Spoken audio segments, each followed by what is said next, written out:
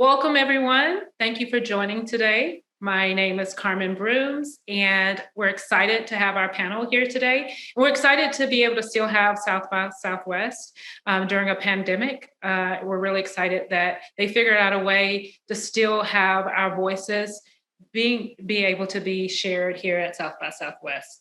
So to kick things off, I'm going to introduce Angela Yang, VP of Growth at T3, a material company.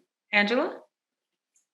Hi there. Thanks for having me today. I am very excited to be here and to be among you amazing people. I come from a background of marketing, of business development, and I represent leadership that might look a little bit different, leadership that has gotten a seat at the table. And I feel very fortunate to have done that as well. But I'm looking forward to sharing some of my thoughts and my own experiences trying to get there and trying to represent different communities that might not have as much access. And Lisanne Norman, Dr. Lisanne Norman, who is owner and co-founder of a new research and design agency here in Austin, Texas, called Christine and Castilla. Lisanne, introduce yourself. Thanks, Carmen. I'm so happy to be here today and on this panel with these amazing women.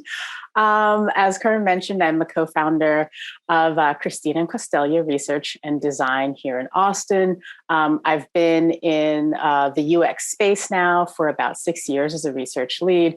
And one of the reasons we, wanted to do this company was to increase the inclusion of diverse voices, of diverse folks within the design process, and to whom this products that we help create could appeal.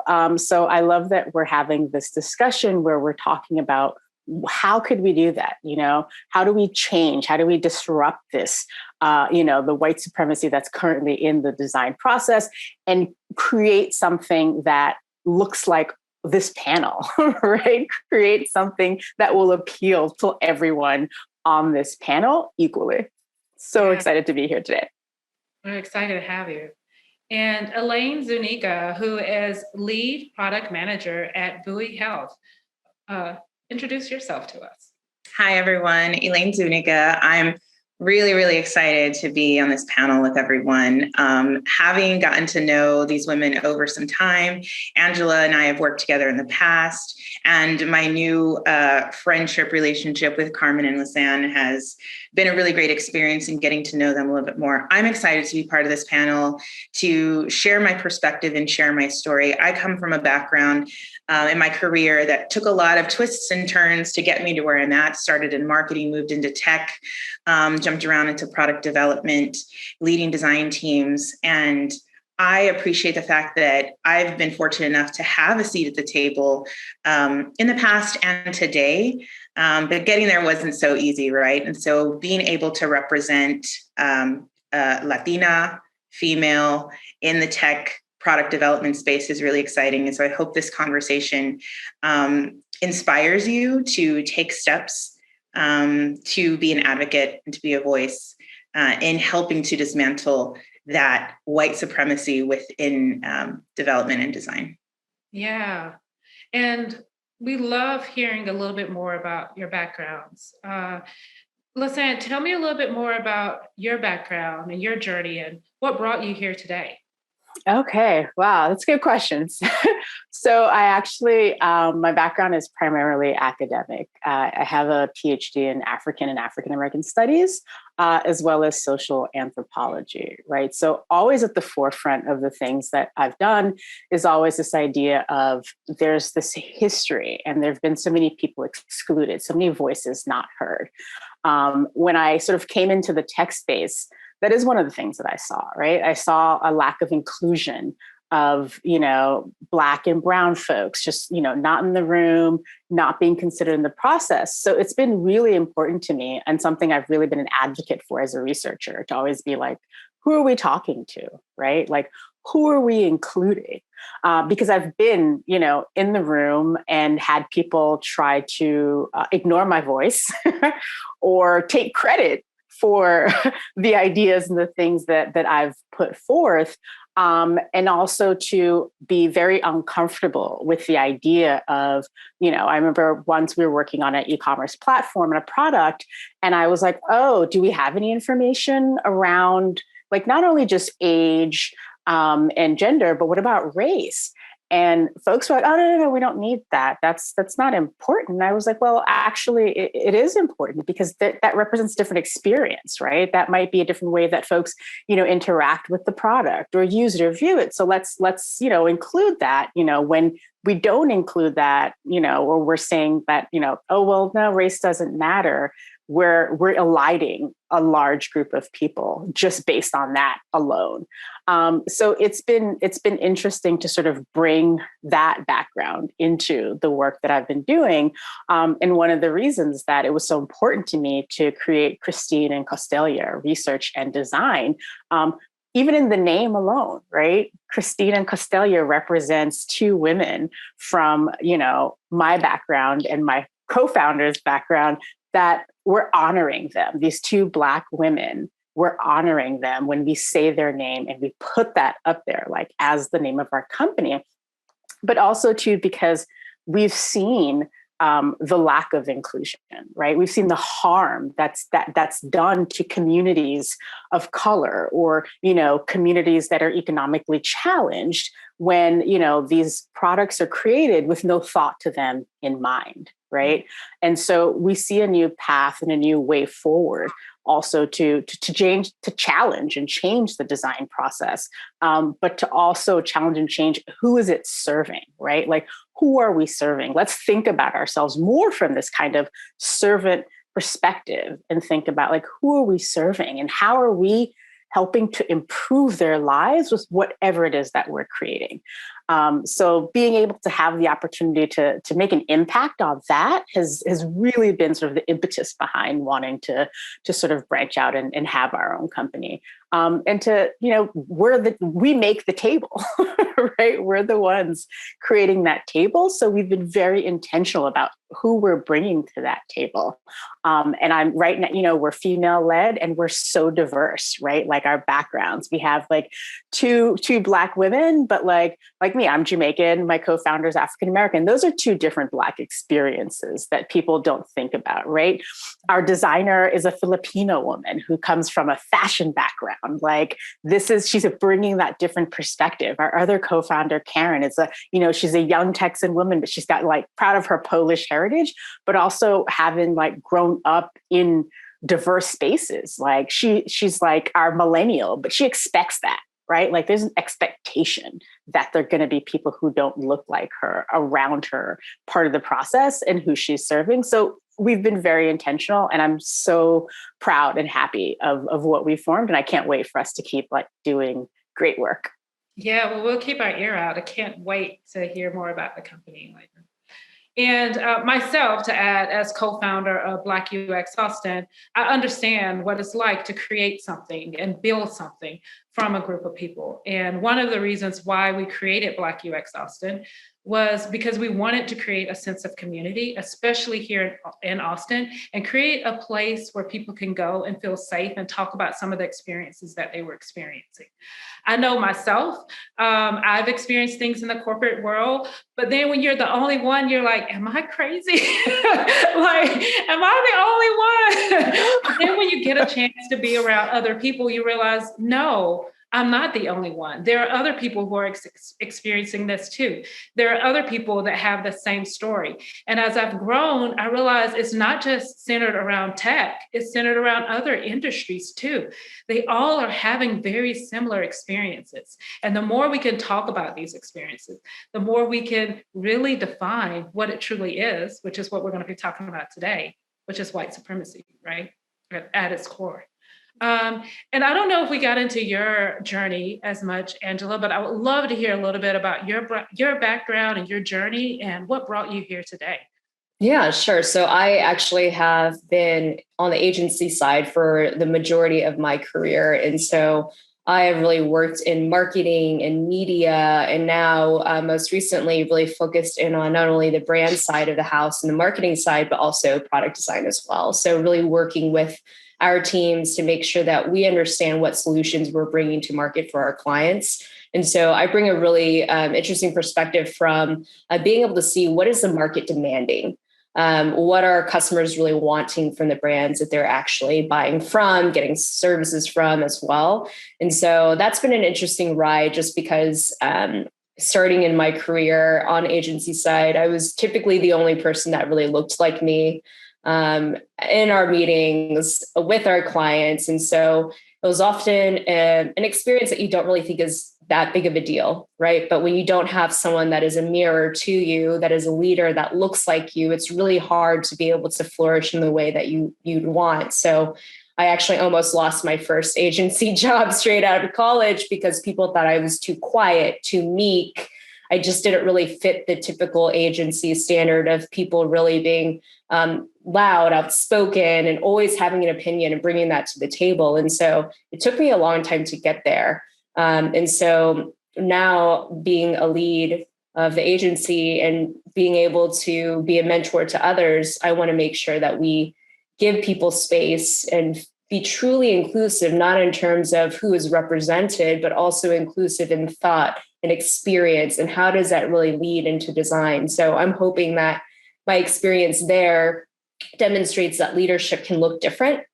Not all leaders act the same, talk the same, believe the same things, but still be very effective and impactful, and make sure that I'm taking this hat and this experience and being able to also share that with our clients, with the people that we work with, to make sure that they're also living those values as well. So I'm very lucky to be here, and I feel like it's my responsibility and my role, knowing that I am seeing what we're putting out as an agency, seeing the types of clients that we are engaging, that we are not only talking the talk, but we're walking the walk. Ooh, I love that. And when you talk about mentorship, that's one of the things that we are really focused on with Black UX Austin. And that is giving younger people, or giving less experience, not necessarily younger, but an opportunity to gain their confidence, because they have a support system, they have a network, and we can say, hey, we got you. You got this. And we can help them along that journey where maybe they may not have that. They may not have an Angela at their company, right? But they have us that they can come to. So I love that you're doing that at your company. Elaine, I don't know if you want to add anything else to your journey. If there's anything else you want to share that you feel like is important to this conversation. Yeah, I think something that is unique about my story and my history in the space that I sit in as a lead product manager at a healthcare tech company is the fact that I didn't graduate high school and I didn't get a college degree. I didn't even go to college, which along my journey in the 16 years that I've kind of been working professionally and finding my path to where I am today, that really makes me happy. It hasn't been easy, right? It's been tough. And there's been moments of anxiety when I'm interviewing, and I just know they're going to ask me about where I went to college, right? That's a standard.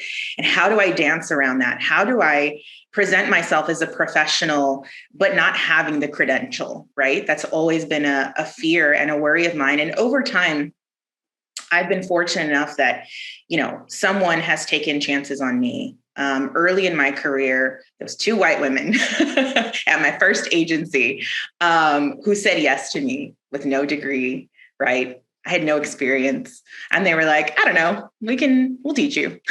And they did. They took the time, they advocated, they taught me.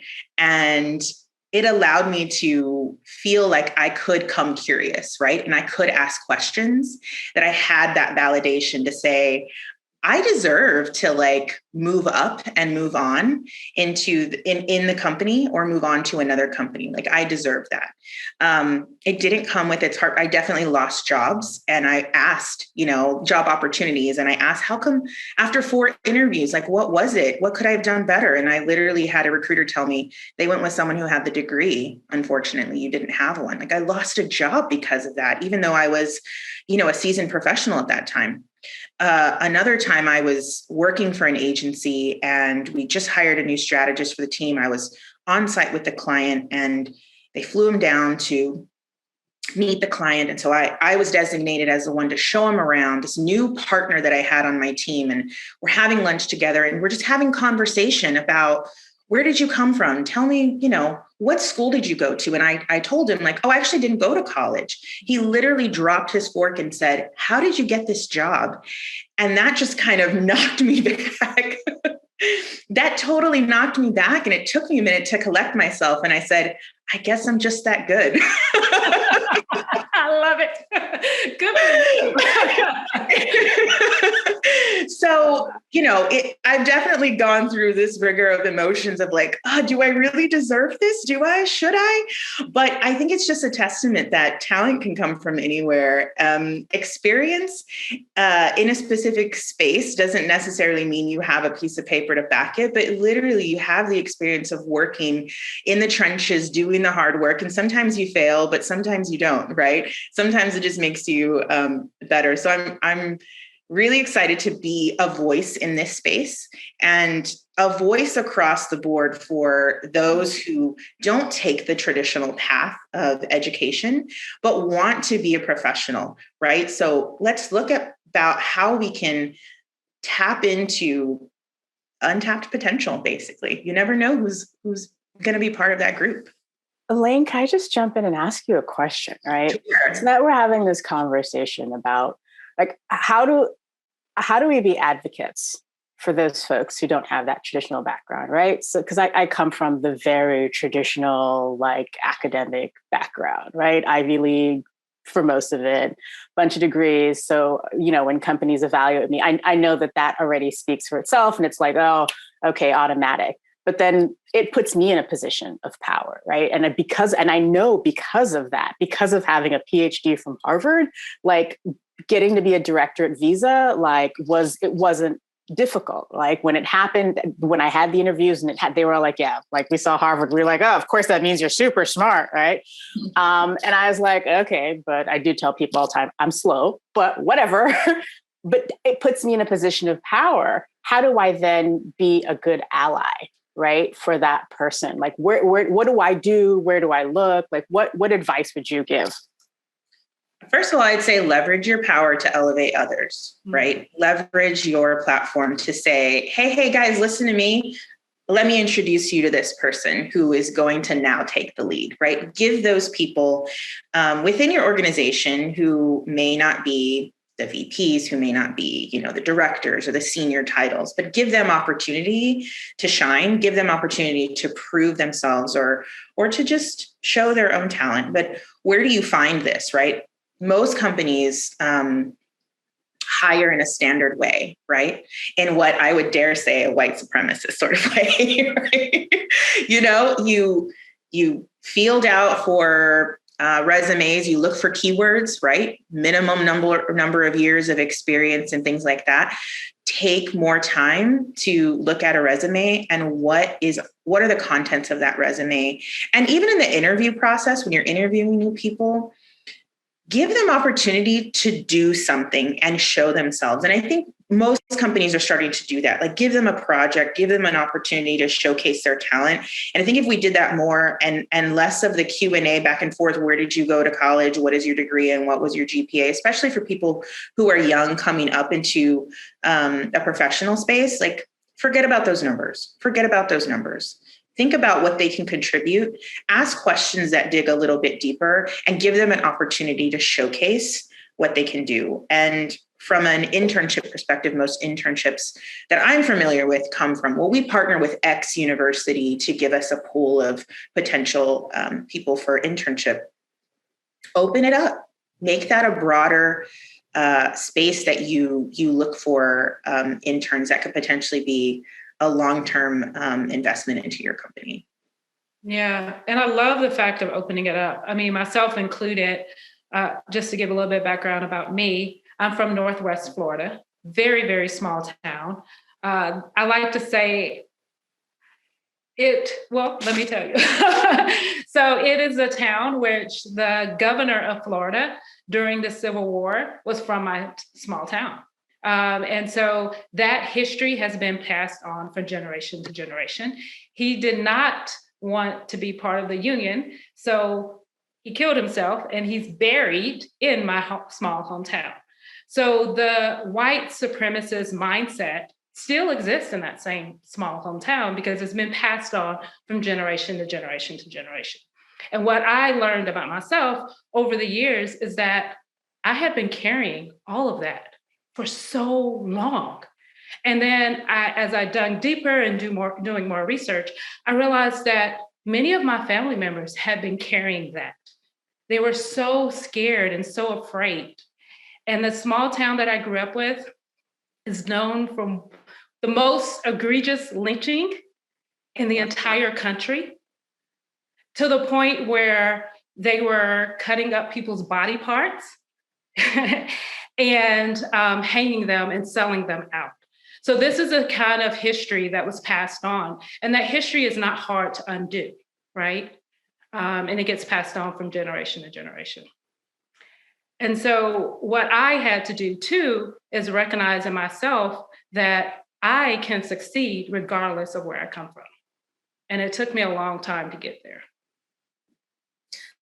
So we keep talking about, it's interesting because I feel like we're using our personal anecdotes to be able to talk more about what white supremacy looks like within the fields in which we are working and how it has directly impacted us. But for people that are either just learning about this or might come with more of a contrarian view, we talk a lot about looking, searching, making more space, making more time, being more thoughtful, recognizing history, recognizing the why behind someone's actions.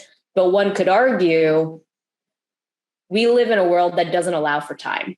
We live in a world that is really spurred on by what customers want, what businesses want in terms of revenue and return. What would you say to those people that are thinking, well, this is all nice and good, but how do I actually take this into a world in which is the direct opposite of it? Any thoughts or feelings there? I'm going to jump in and say, so working in UX research, right? Always getting that like, oh, you want to do this research. It's going to take too long. It's going to slow us down. And again, bring them back to the facts. There's data that shows that your ROI increases when you build in time up front, because you're saving development money that has to go back and fix the problem on the back end.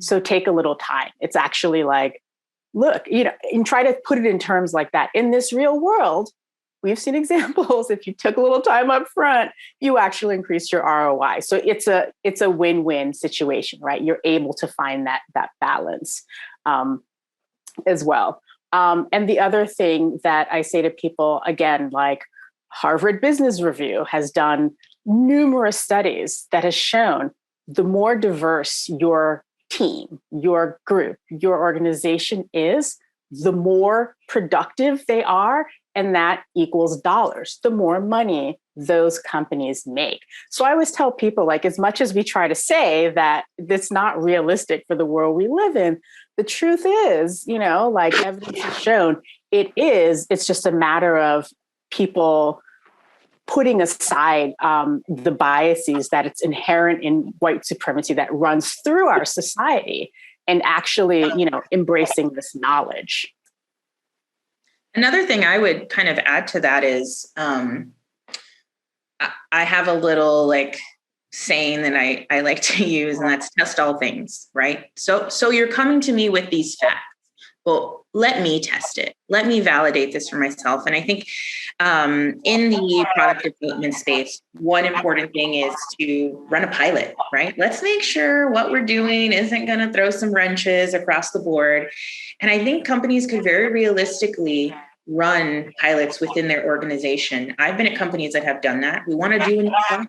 Let's take a small team, run a pilot, let's make sure it's not going to disrupt the entire organization. I think it's a very real thing that companies can take away and say, this radical idea of changing things up, let's give it a shot. We don't need to use it across the organization, but let's take a segment and test what's going to work for us and how we can build upon that and use it as a test bed internally. And I want to call out Carmen for a hot second, because related to what Elaine said and also what Lisanne had said, it's about testing, it's about opening up the aperture, taking the time. And then I know, Carmen, you've talked a lot about fringes of reaching people on the outside. Can you share a little bit more about that? Yeah, and I think this is not, you have to, as a researcher, I think it's really important to look at who you're recruiting. And a lot of times when we go to stakeholder meetings in our traditional process, we say, who do you want to speak to and who don't you want to speak to? But coming to the table and bringing opportunity to them, because many times our stakeholders will not say the people that maybe we need to go and do research with. So bringing that to the table and saying, great, you want to talk to these people? This is who we'll have. But guess what? I also suggest that we should also talk to these people too. And these are the reasons why. And bringing your stakeholders along with you in that process. And the other thing I want to think about is for people who don't believe that white supremacy even exists in the design process, they're like, I don't know what you guys are talking about. There's no white supremacy in design. What would you say to those people?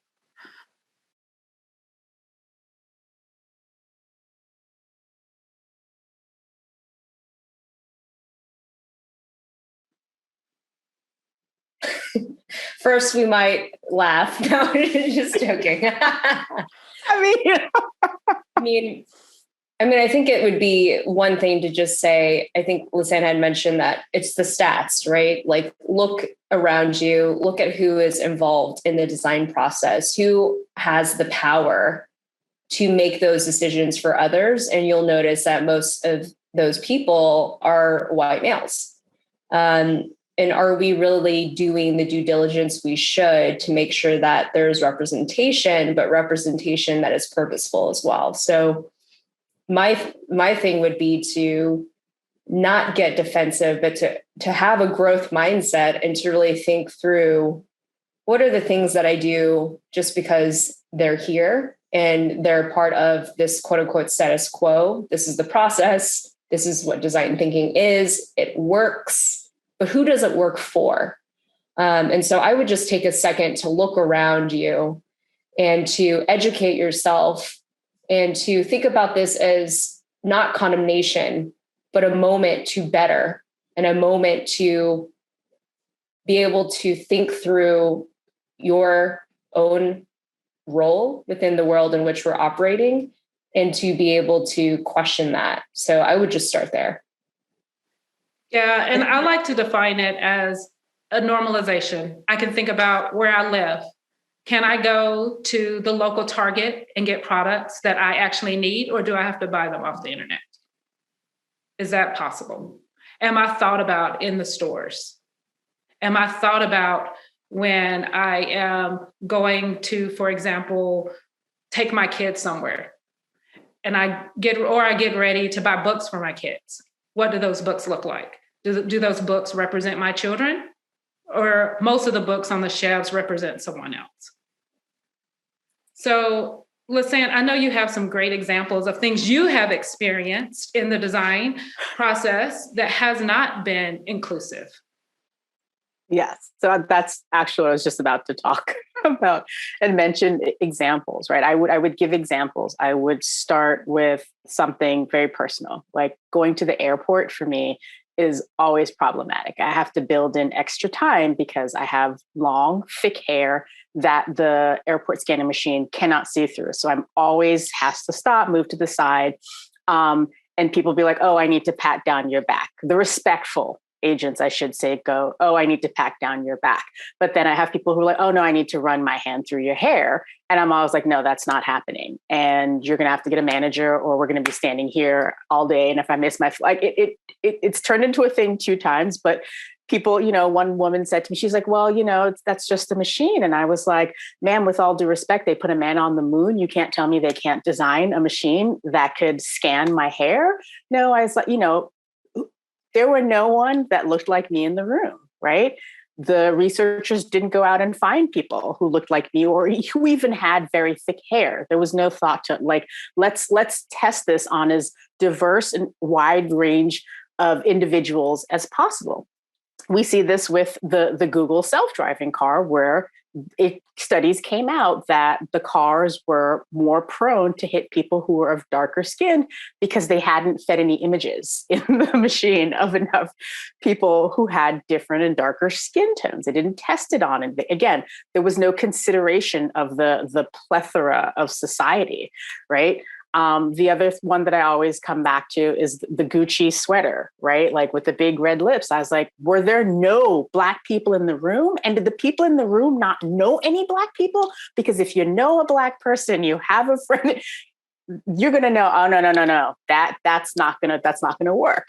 But, so there's so many examples, I think, that we have just to offer people to think about, like if this design process was really working and didn't have such inherent bias in it, wasn't inherently, exclusive, then we wouldn't have these kinds of problems on the other side, right? So sort of having them stop and take a look at, like, what have we already done and produced that clearly show that there is bias and white supremacy inherent in this design process.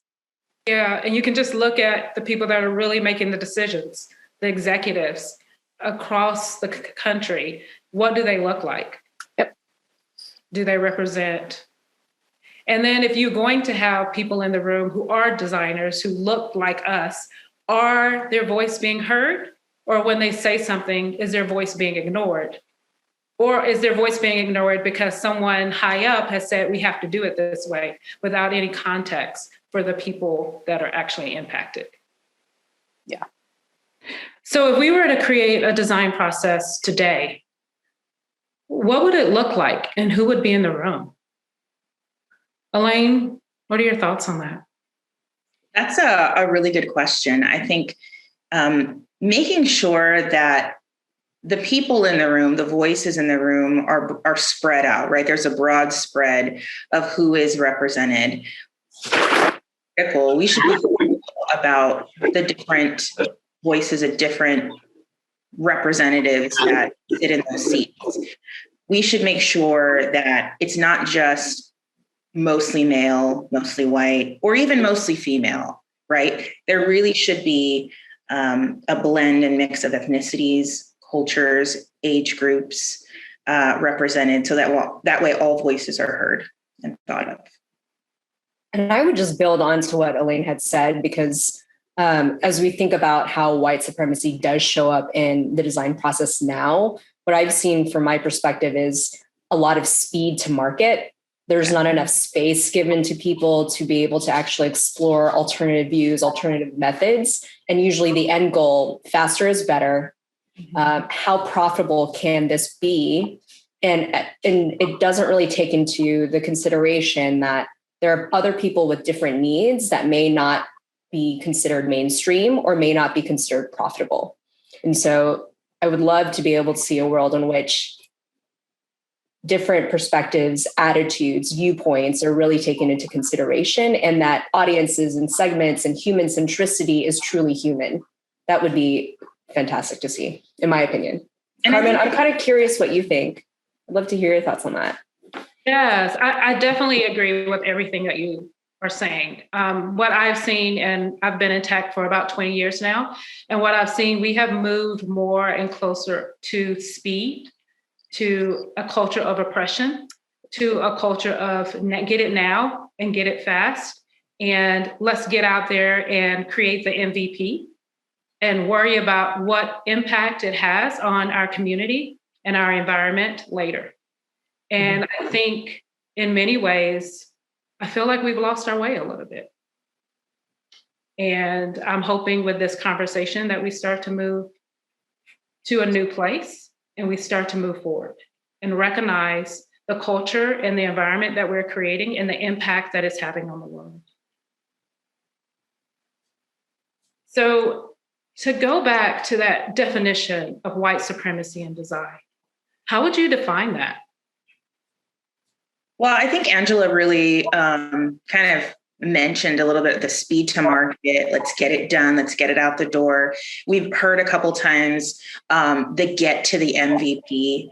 And oftentimes that MVP doesn't include edge cases that usually represents a minority group, those edge cases. When we think about building a product and building the MVP, we recognize that maybe we should make it accessible to different languages, but often we're not going to put that as the first version out of the market because we got to get it out fast, right? So to me, that's an example of white supremacy in action when we're building products and releasing them within the space.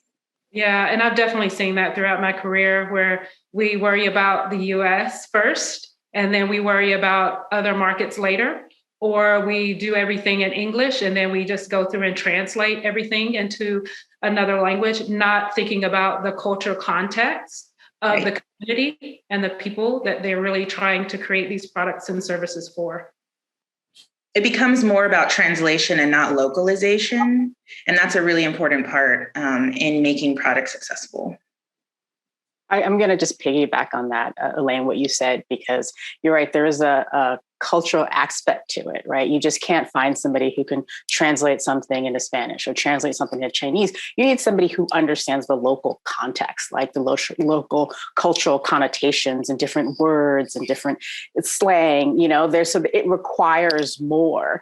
And again, what it does, it adds more time to the design process, right? We're adding more time. We're thinking of this ahead and building in that time and taking that time. And we're not seeing that now, right? That's seen as, oh, that's going to slow us down, right? There's this no sense of that, or we'll fix it afterwards, right? Already after it's out in the world and potentially causing harm, right? Because that's the other thing that we see with white supremacy. There's no thought to what harm can this cause once we put it out there, right? Physical and environmental. There's almost a lack of empathy in this process. Yeah, I would agree with you 100%. And that is interesting because we talk a lot about empathy and the user-centered design process itself being centered around empathy. But if you look at it very closely, are we really operating with that lens? Mm-hmm. So what techniques have you used to help bring exposure to what you see as white supremacy in design or bias? I'm fairly new to my organization, right? I've been there about 6 months. So still getting my bearings. But one thing that I feel more comfortable with doing now is raising my hand and saying, are we really making, when we're doing testing or we're doing research, is that audience spread really representing a multitude of voices? Like who actually are we testing this with? Who actually are we interviewing? And I think that that's a really important thing for us to continue to do and just constantly ask. I don't feel like people are doing this on purpose.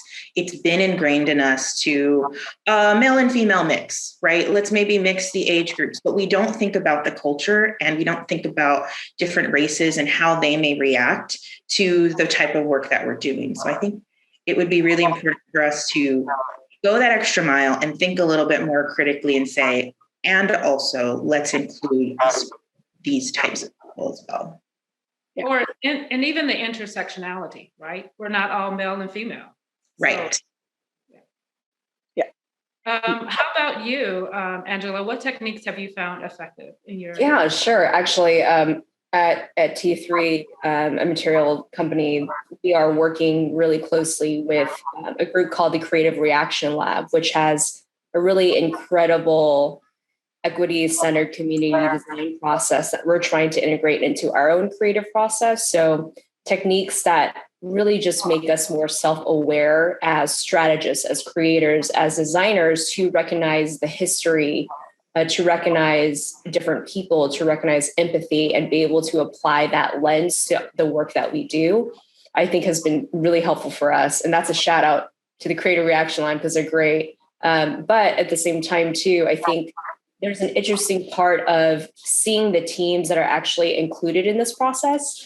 I know, Elaine, we had side chats around what does it mean to be a designer, to be a creative, and who is represented in that circle at the table? Is it people that have gone to college? Is it people that have these amazing portfolios? Like, who are we missing that could lend a different perspective beyond the normalization of this sort of design journey that you're supposed to take as a student, as an intern, as an agency person, little things like that, where if we can open up that lens, that aperture a bit, I feel like could really revolutionize the way that we look at design and the things that we make. That's such a great point, right, that you bring up, Angela.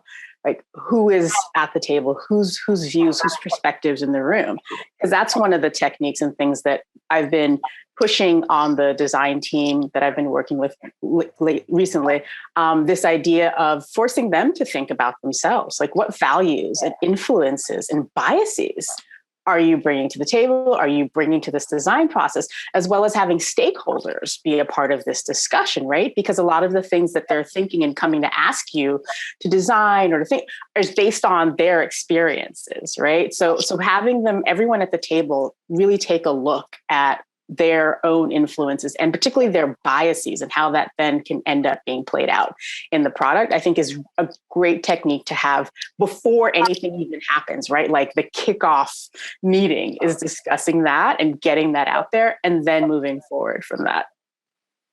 I want to briefly touch on something you said, Lisanne, about biases. I think when we talk about white supremacy and we talk about racism in space, it's hard for people to wrap their heads around those big words because they seem so aggressive and like, we don't live in that space anymore. I work in a multicultural company, but it's not about that. It's about the inherent biases that we carry as people who've grown up around these subtle acts of racism, these just subtle things, even within our families, within our friend groups, that have influenced how we think about other groups and how we think about other people and how we think about people how they may or may not use our products, or are they the target market, or should they or shouldn't be.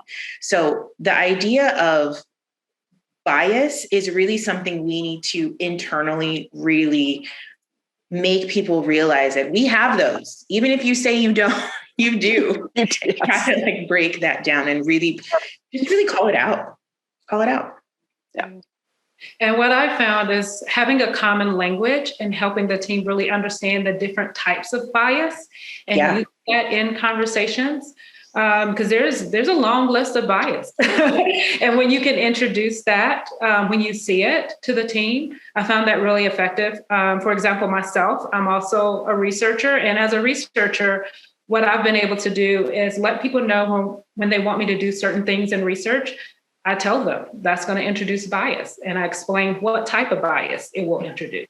And then that just really starts to create a common language that we can all speak to. So I want to talk a little bit about the intersectionality of capitalism and white supremacy in design. So do you think that there is any correlation there, or would you separate the two? There's definite correlation there, right? Like hand in hand, walking down the lane.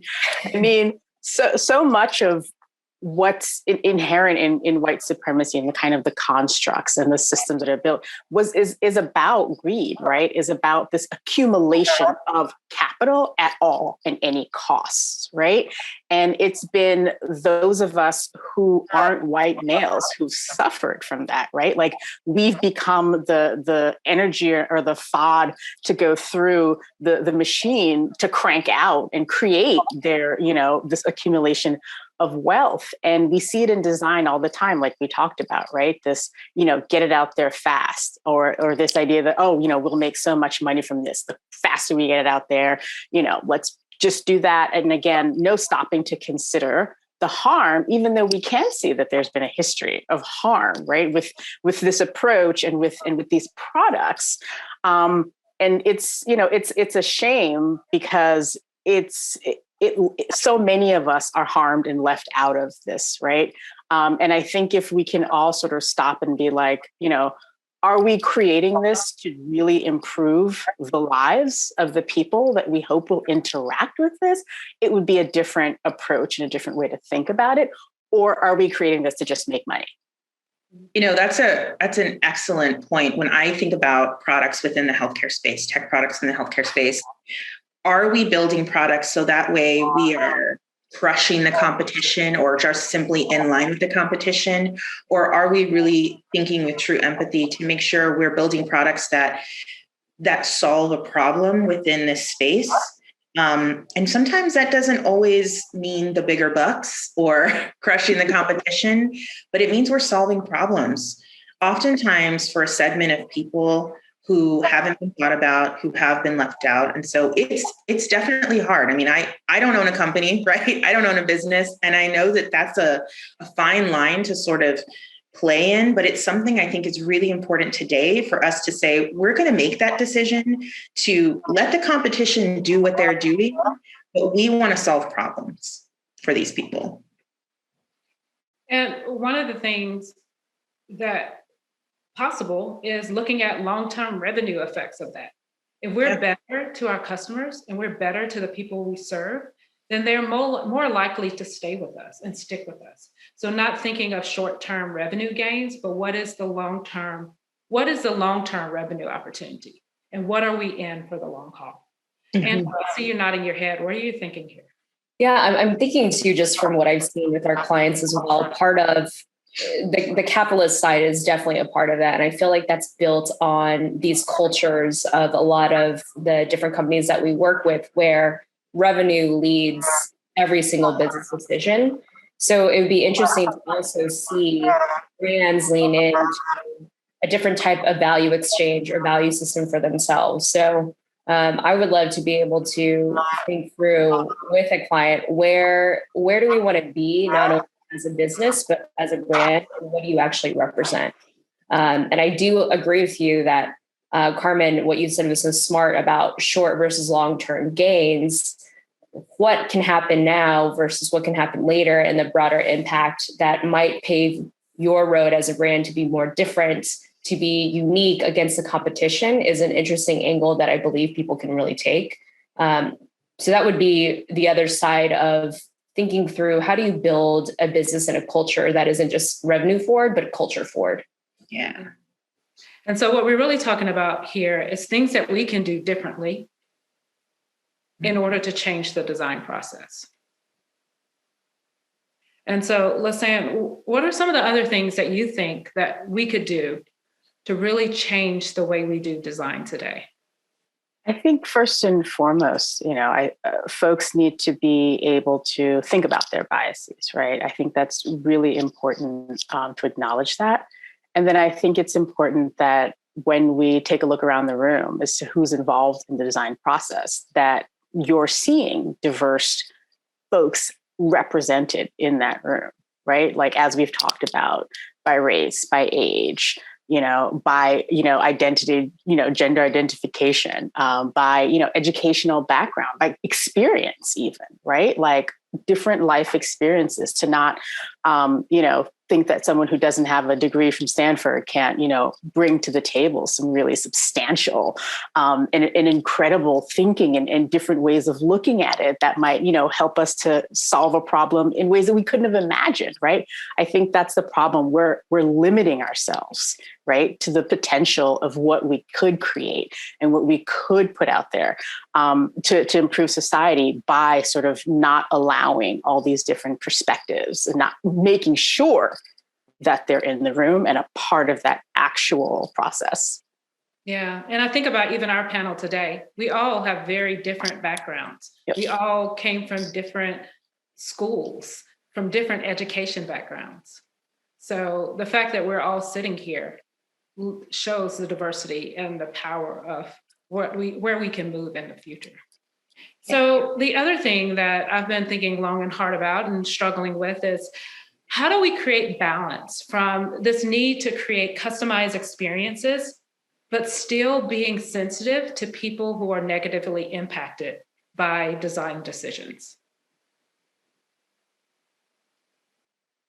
That's a really good question. It is. And I think the only way we're going to find an answer to that, or a strong suggestion for that is to be able to put things in front of these types of people who may have been harmed in the past by products, and not only asking them like, how can we make this better, but giving them the opportunity to react to, we tried to make this better. Is this on track? You know what I mean? So I think it goes back to the conversation of making sure when we're doing research, we're not just thinking about this target market, but we're thinking about those outliers, right? We're thinking about those who may not have been considered or who we probably wouldn't consider as our target market, but let's see what they have to say. We might learn a thing or two earlier on in the development funnel if we use a little bit more empathy in that space. So that way we're not making that mistake, a year into development. Yeah. And how do you advocate for change when you're the only person saying this? Find your allies. There's power in, having multiple voices. If you have a strong conviction, a strong perspective, find those who also have that and make your voice heard louder. I'm really fortunate to work for an organization and a company who strongly believes that equity at the table is really, really important. So I have allies naturally, but I recognize that not every organization has that. I've been part of organizations who weren't like that, right? So I have found in the past that finding those voices that are similar to yours to help support is really, really important and makes a difference. And sometimes it might require you moving to a different environment. Yeah. Right? you might not need to stay in that environment if you find that you are constantly the only person in the room, because it might not necessarily be good for you either. That's a great point. Yeah.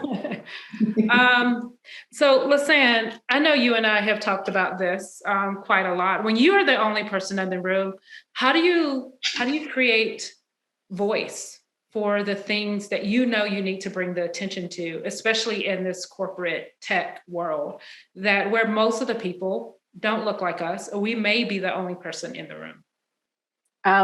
We do talk about this a lot, right? And my thing is, I always make sure that I bring it up and bring it up again. But I also just bring cold, hard facts, right? Because I bring the facts about, how many people of color are in tech, how many people of color are in leadership positions in tech, right? And then also the spending power of people of color, right? Because I think now you're starting to see companies think about that, but in the past, they didn't, right? Because those were the communities, like Elaine mentioned, that they weren't doing the testing with, right? Those are the communities that were kind of edge cases and maybe not seen as the target, and not understanding, hey, one, if you design for the edge cases, that actually covers everyone, right? And your product actually then becomes automatically inclusive. But also, too, what I see with this is in the power of racism, in that even though they could have been making more money, it was just so inherent to not deal with those communities that they were missing out on a capital opportunity, which I always found really just fascinating, how insidious racism can be. But I really try to, use my voice as much as possible, bring facts that you can't really dispute, and then sort of continue to advocate for that. And as Elaine said, find allies, right? That can also amplify your voice and amplify the point that you're making. Yeah. And I love that you mentioned showing that you can actually, by catering to different audiences, is actually serves you better, because then your product or your service has more exposure than it normally would. Yep. And so, Elaine, Angela, I'm curious, how have you seen this work in your particular area and within your space? Yeah, I think it's interesting because for me, it's not only finding the allies, but finding the allies in the right places. It's making sure that executive leadership are also allies, because for change to really happen, they have to be on board. And I know I talked about building a culture that also thinks about the human side of the business as well as the revenue side of the business. I think it's also important to say that when you include more people, when you include people that represent many communities, you get to better outcomes, better solutions for your clients, better solutions for the brands. And not only that, you have the potential to find new paths to new markets, which is exactly what Elaine had just said. So making sure that leadership understands that and they're investing that time and attention. I think it's part of the need to think about the approach that we're taking and making sure that we're talking about that value and that transformation that can happen internally, because that's really where it's going to start. And so from there, really making sure that we're educating our clients and the brands that we work with as to the why. Why is this going to take longer? Why does this look different? And really standing by that. And to me, it has to really start with not only the people that are allies, the people that really believe that white supremacy is a thing, but also the executive leadership that is willing to learn and understand that and take that into action. And I love how you talked about outcomes and showing that this actually leads to better outcomes. And so we're moving closer to the end. But let's say you and I have talked extensively about non-Eurocentric approaches to design and what we have seen in other cultures and how they approach design compared to what we've seen in the US and in other Eurocentric cultures. So I want to inquire about what does that look like for other cultures that makes the way we approach it differently? So one of the big things that you see in, is this idea of, you're creating something that's necessary and needed, right? You're really solving a problem, something functional, right? An African approach to creation and design, there's a sense of functionality as well as it's serving the community. And, as we've talked about and done research, when you look the same thing in Aboriginal culture, right? It's the sense of it's serving the collective and it's keeping you in harmony with your environment, right? With your surroundings, like recognizing that, you live, the place in which you live is also important that you protect it. The other thing is an approach to do no harm, right? Like as we were looking at in Jainism, this a concept of ahimsa. And it means to do no harm, right? So approaching the creation process with this idea of like, whatever I create, I'm going to ensure and continually question that it is not going to cause any harm. So I think starting from a place of that is going to bring more inclusivity automatically into the product. It's going to bring a different kind of energy into the creation process that I think is going to resonate. Once you bring this product or process to life and how it's going to play out and affect people's lives, it's going to change dramatically. I really appreciate everyone joining us. Elaine, thank you for sharing your perspective. Lisanne, we really appreciate your perspective. Actually, Dr. Lisanne Norman, which we should have addressed you at the beginning. And Angela Elaine, we also appreciate hearing your voice.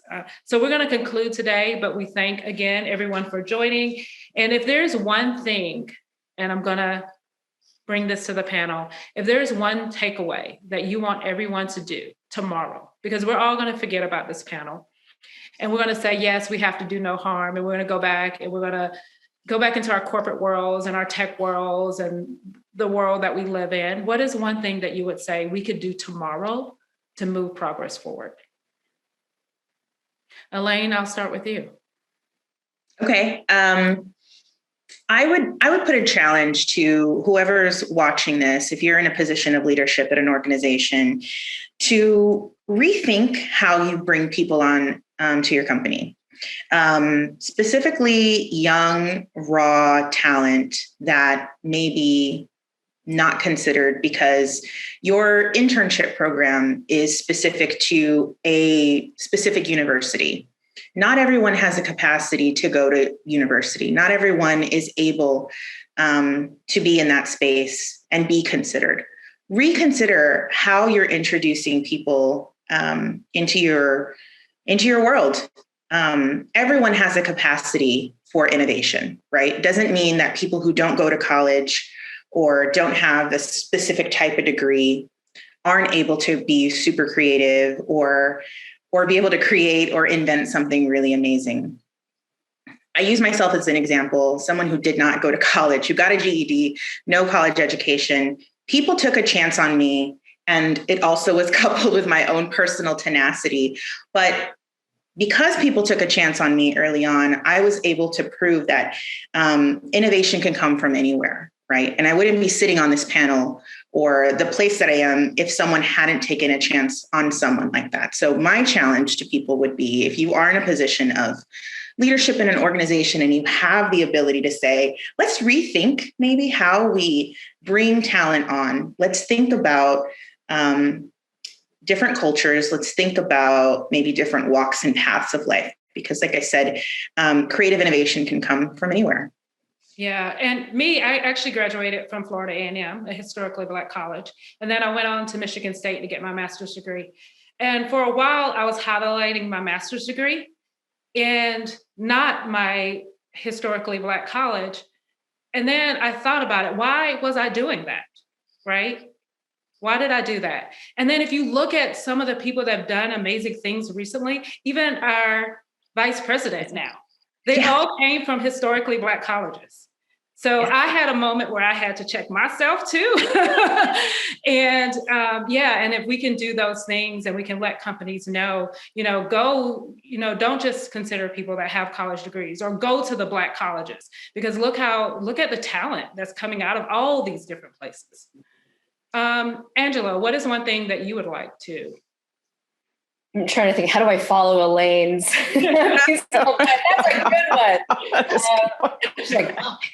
I guess if we're going along the lines of personal anecdotes, because we keep talking about empathy and humanity, and I feel like we should throw that in, is I would say for me, my life is run by deadlines. It's run by how fast can we go to address the need of our clients and their customers. And I get that. That's what makes us who we are. But I feel like having a moment, just checking yourself when you disagree with somebody's point of view, especially with someone that you are either mentoring or managing, or you're feeling impatient with the way someone is maybe approaching a solution or a challenge, I would say just take a moment and question your own biases and think through, is the reason why I'm frustrated or I feel like I need to do this because of the way that we've always done it before? And I would think making space for people that typically are not the loudest ones in the room, typically are not the ones that are always leading the conversation. It's very important to give these people space. And I say that personally because that's who I always was and continue to be. I'm the most introverted extrovert you'll probably meet. So I feel like that is really a way to just make a difference in everyone's lives, just a little bit. Elaine talked a lot about microaggressions and just things like that happen all the time. And it's definitely a million cuts, right? So being able to be thoughtful and self-aware not only will help you, but the people around you. Yeah, I love that. And the more you can do that with the people that you're managing, the more confidence you bring to them. And the more confident they are, the better they're going to be able to do their job. So why not do it that way? Lisanne, what are your thing? Yeah, one thing. That's hard. But I would say for those particularly involved in the design process, right, I would challenge them to think about your biases, right? To think about, I'd also challenge them to go back and look at the things that you've designed and the way you did it and think about what possible harm could it have caused? What communities did you leave out? To then be able to, have something to go on to think forward, like going forward, think about who's involved in the process. Going forward, think about who are you testing these products on, right? So like continually question, continually, don't, as Angela was saying, and don't go with the status quo, right? Because what we're saying now is that the process we've been using up to this point isn't serving everyone. So it's time to think about that process differently. And that begins with an individual, right? Like think about your approach and what you do as an individual. And I'd also challenge them to look at their own networks, look at their social networks. I don't know if you all know this, but 75% of white people in America have no people of color in their networks, right? So there are no other experiences that you can draw on, or that, you know, you have a friend that tells you about something different that you can relate to or have empathy for, right? So I would challenge that to look at your social networks and, you know, move the needle on that. Like, depending on what you find, or move the needle on it. Yeah, I love that. And we're going to end on that note of what Lisanne said. It's time for us to challenge a new design process. Thank you, everyone.